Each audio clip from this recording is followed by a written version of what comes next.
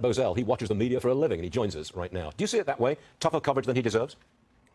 All right, let me give you some numbers here. And I want to stress here that nothing I'm about to say has been disputed. On May 9th, the New York Post reported that Hunter Biden had taken $20 million from the Kazakhs, the Romanians, the Ukrainians, the Russians, and the Chinese. Network news coverage, zero. On June 8th, Fox News confirmed that Joe Biden had taken $5 million from Burisma. Network news coverage, zero. James Comer came out with the report saying that the Biden family had been hiding this money through a web of 20 LLCs while not showing any work performed for that $20 million. Network news coverage, zero. August 17th, the New York Post came out with a story showing that Joe Biden was using the Robert Peters alias, zero. The same day, James Comer released his report showing that Joe Biden was using numerous aliases. Network news coverage, zero. The story came out that there was a voicemail from Hunter to Joe saying, quote, "I think you're in the clear." Network news coverage, zero. July 27th, the New York Post confirmed the big guy alias confirmation that was in that laptop where Joe Biden was going to get 10%. Network news coverage, zero. Hunter Biden's business partner, why would he be in the White House? Eric Schwimmer was there in the White House, confirmed 19 times. Network news coverage, zero. And my favorite, Mark Zuckerberg comes out and publicly declares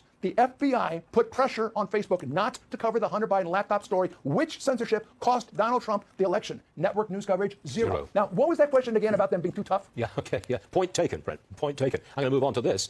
Op-ed in the New York Post, quote, "Non-stop media bias from Russiagate to the Biden crime family cover-up." Clearly, the media's been playing defense for Biden. We got that, and we got your report right there. Are there any signs at all that things are changing? I mean, they have been after him for his age and infirmity. Is that a sign of change on the part of the media? No, so simply go back to everything I just said.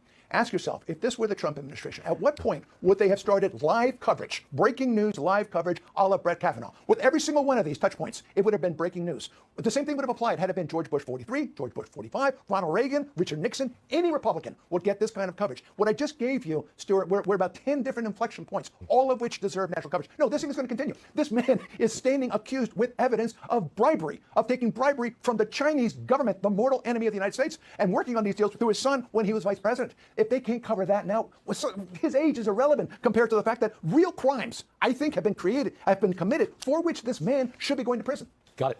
Brent, you've covered it extensively, and that was pretty good coverage. Thanks for being with us this morning, Brent Bozell. Yeah.